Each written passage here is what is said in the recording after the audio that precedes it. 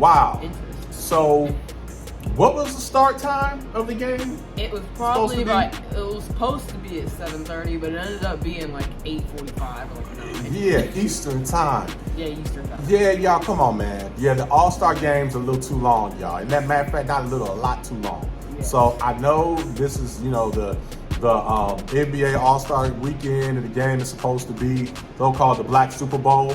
But I think we're taking that a little too literally, all right? Because it's too long. It's starting too late. It's going too long. We're taking that title too seriously.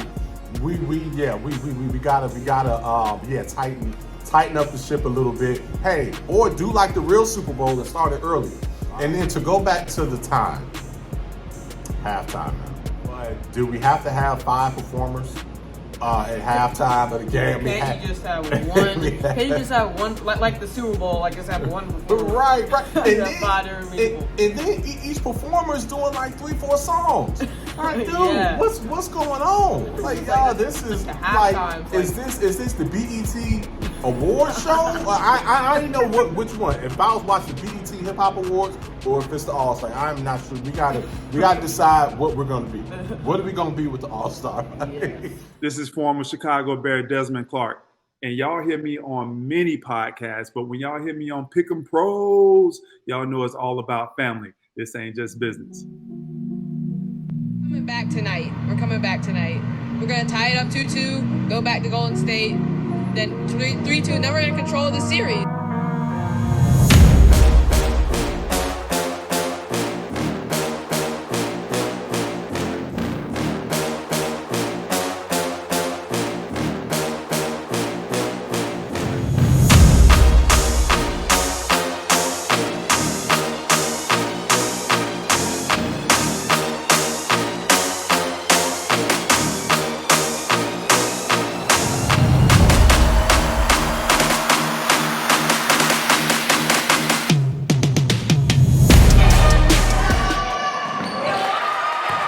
All right, ladies and gentlemen, welcome back. You know who it is. I am Derrick Thompson. And I'm Diego Thompson. And who are we? We're the Pick'em Pros. We are the Pick'em Pros coming back at you in the house with episode 28 of Who You Got. We're at an undisclosed location right now, getting a little sunshine, getting a little relaxing in as we checked out, had to get away for winter break and check out the All-Star weekend for NBA. So today we're talking the NBA father-son dynamic duo. We're done with the NFL season. It was a great season. Congrats to the Chiefs. Now it's time for us to shift our attention to basketball. You ready, man? I'm ready, man. All right. I see you got your Warriors gear on, man. You still believe in the Warriors? I believe in them. It's reigning champs. So. All right. Yeah, but I definitely believe in them. Okay. I went back to back again. Still believe in them. Well, man, hey, toast to great NFL season here. Got our fruity drinks here. Chiefs. Yeah, Mahomes. All right, yeah, we got our drinks here and we are enjoying the little vacay. But hey, let's talk about today. We're just going to talk about the NBA All-Star weekend. A lot to unpack with this between the three-point shootout, the dunk contest, did Mac save it, the All-Star game. Is it too long? Just a lot to go into. And we also want to talk about load management. So we have a lot of good topics that we're going to hit you with today from Pick'em Pros. But hey, man, let's start off with the three-point shooting contest. So, what's your thoughts on that? Who'd you have picking? Who'd you pick to win the three-point contest? If you see this, if you saw the short from Saturday, you will know that I picked Dame to win the three-point contest. I said that he would win it over Buddy, which he did. And what else to add? That he would get hot in the clutch when it matters most, and he made the last shot, the last money ball was the difference between him and Buddy. So that's just what I just knew he would come through. So he did. You predicted it. We do have that on record with the short that we posted right before the three-point shootout. So I had Buddy. Felt like Buddy's a little more of a pure shooter. Buddy almost had it. If he would have made that last money ball, would have gotten it. But Dame proved to be super clutch.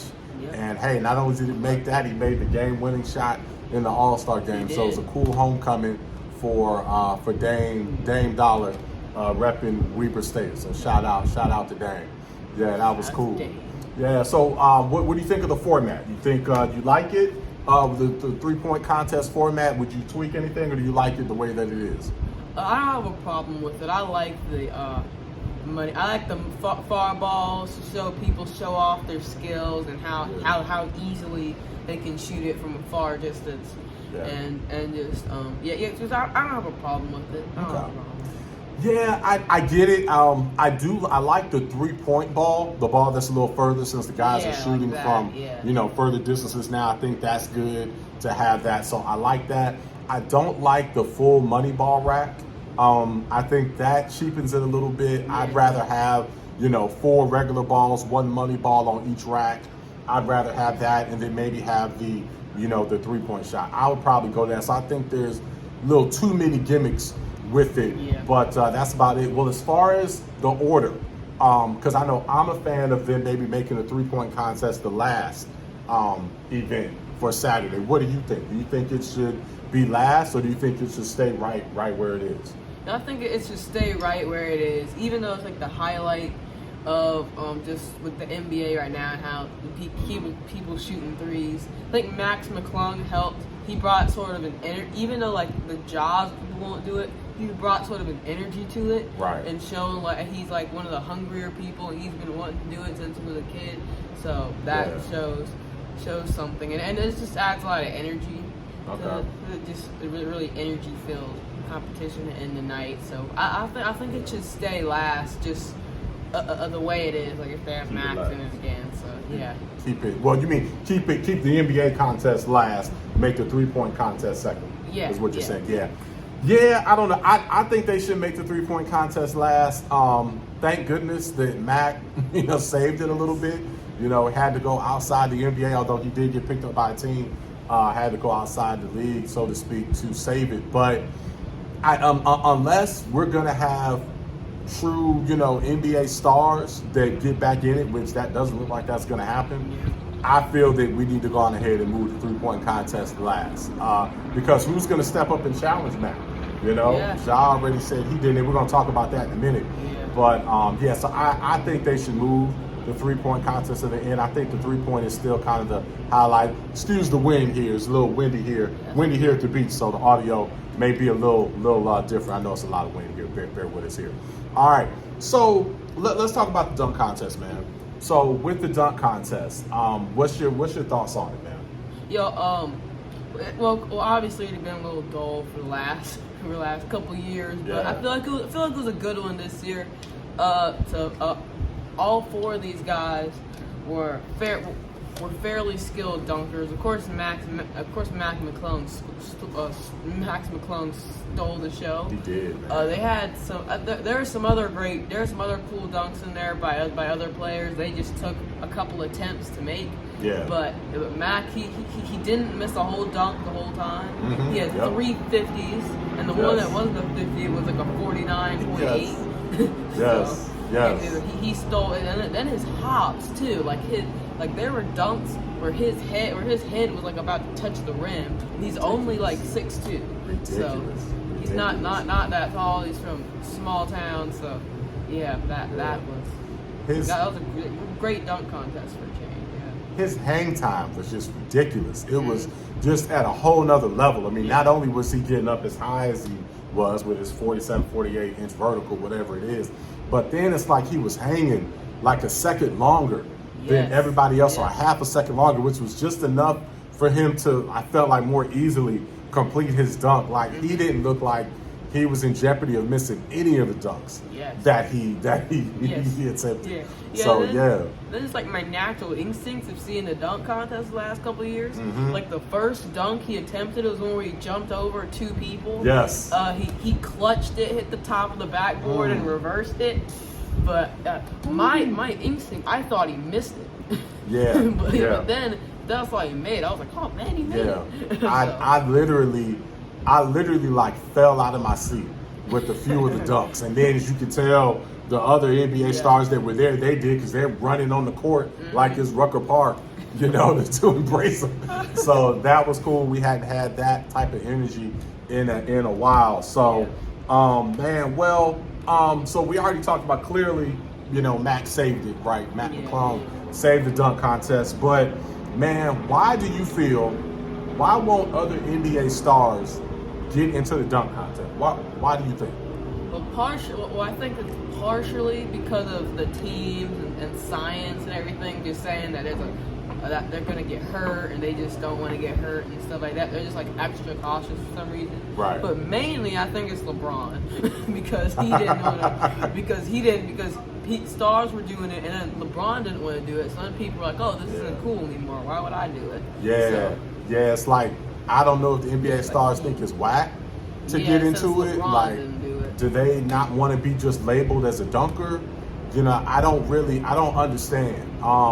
It seems like I would think that Ja and all the other guys would have grown up seeing Vince Carter and other people in the dunk contest and would want to emulate that. So I'm just surprised. So I definitely think LeBron may have something to do with that. The fact that he never got in it. So other people may think, hey, if you're a real all-star, that's not something we do. I'm not sure. I'd love to know, hey, since this is a show by the fans, for the fans, tell us what you think. Why do you think the NBA stars will not get into it? And I wish guys like Ja and the other, Ant-Man and those guys, because Ant-Man said the same thing. He's like, I'm not going to get in it. Yeah. But I'm like, why? But when they say they won't, they never say why. So I'd love to know why. They just sort of kind of ignore it. So I just love to know why. They're never really clear on that. All right. Well, let's transition to the All-Star game itself. Wow. Interesting. So, what was the start time of the game? It was probably it was supposed to be at 7:30, but it ended up being like 8:45 or like 9. Yeah, Eastern time. Yeah, Eastern time. Yeah, y'all, come on, man. Yeah, the All-Star game's a little too long, y'all. And that matter of fact, not a little, a lot too long. Yes. So I know this is, the NBA All-Star weekend, and the game is supposed to be so-called the Black Super Bowl, but I think we're taking that a little too literally, all right, because it's too long. It's starting too late. It's going too long. We're taking that title too seriously.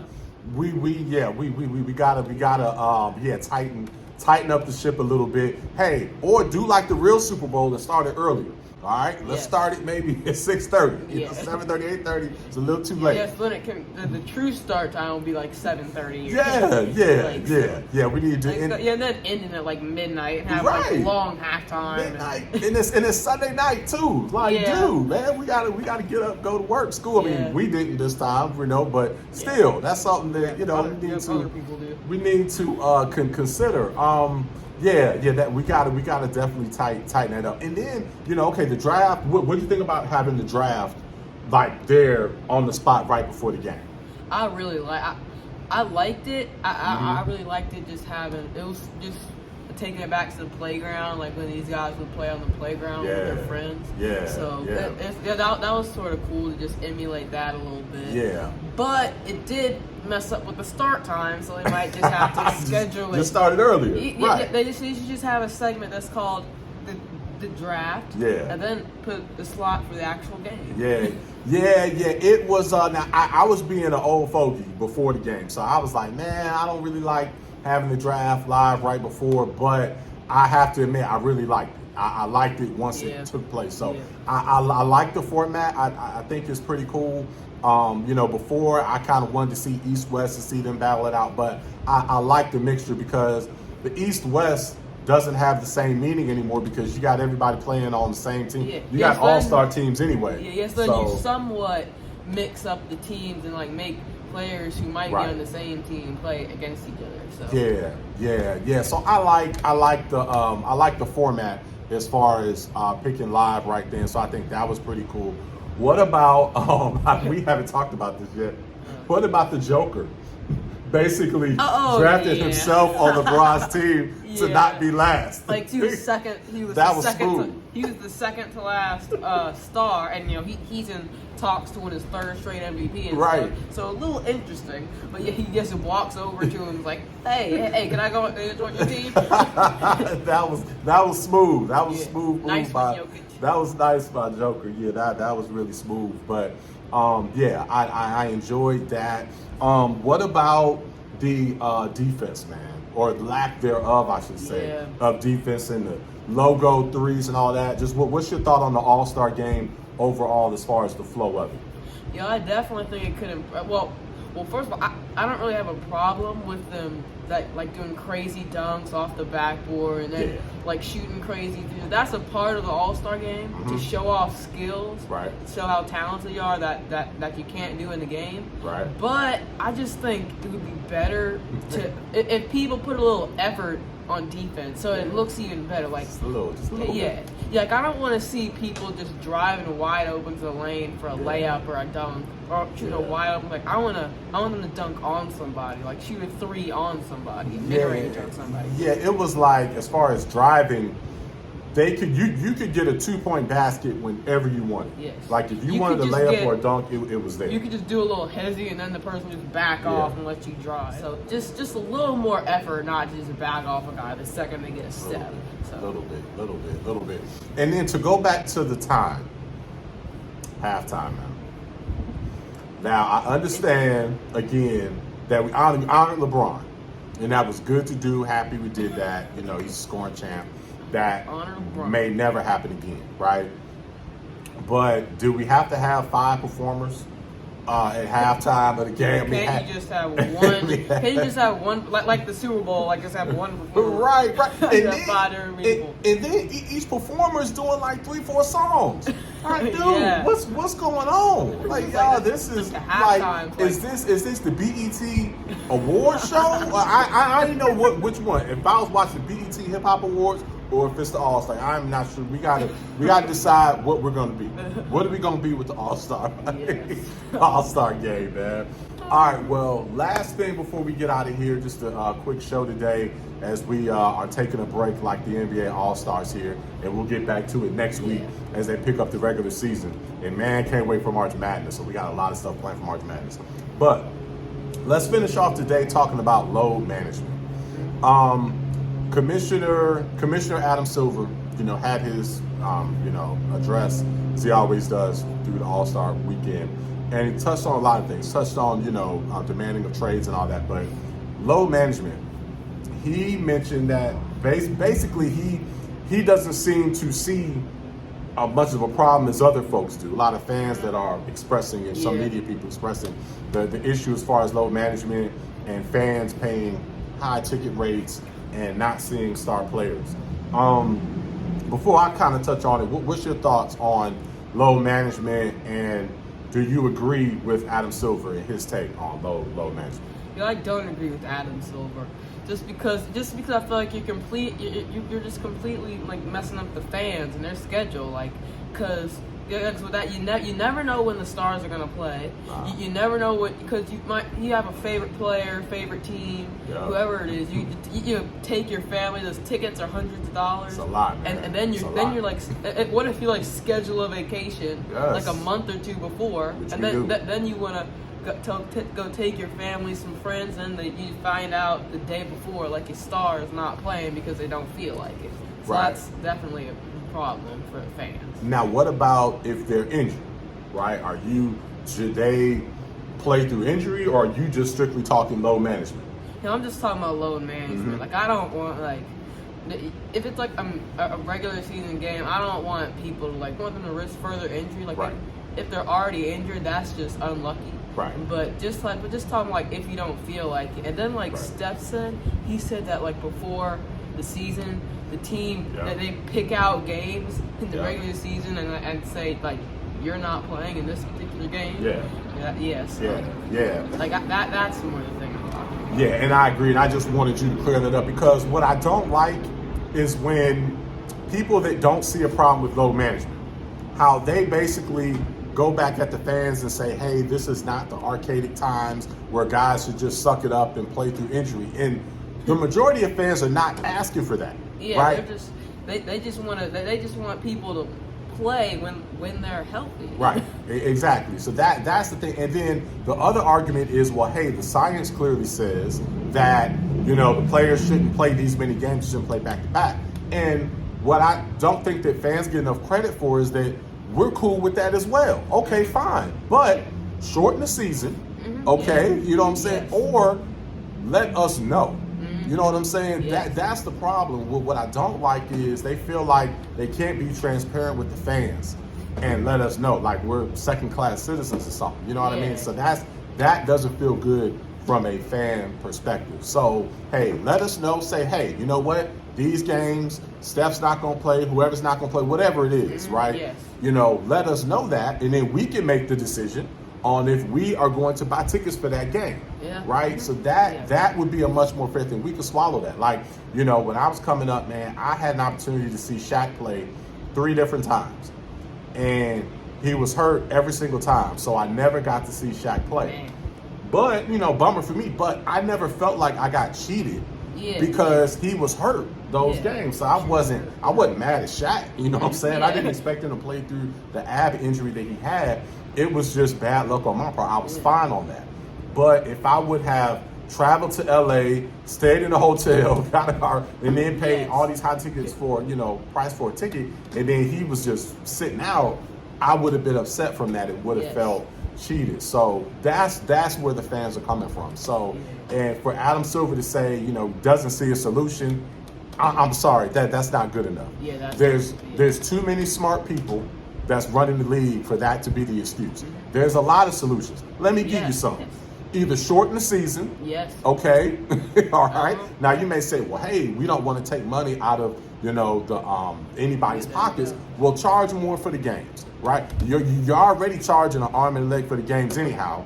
I don't think you're gonna suffer by charging. Plus, most people buy the tickets outside of you know, they get like out of market tickets anyhow, so we're already paying crazy amounts. So what's the difference between, you know, $1,200 and $1,500? It's still a whole lot of money.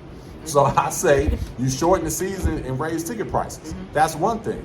You know, or again, just simply let it be known, right? Hey, these games, these guys aren't going to play, and then let us make the decision if we're going to attend or not. But, you know, Adam Silver is looking at the numbers. He said, well, hey, ticket renewals are at an all-time high, and the stadiums are full, right? So as long as we as fans continue to renew our tickets and go to the games, nothing's going to be done, right? Which is sad, because it's not enough for us as fans to say, hey, this is concerning. We love NBA. We want to keep going. Just, hey, can we find a solution here? And it's sad that it's going to take fans to not go and not watch for that to happen. But that just kind of is where it is. But hey, again, fans, let us know. You know, what's the solution?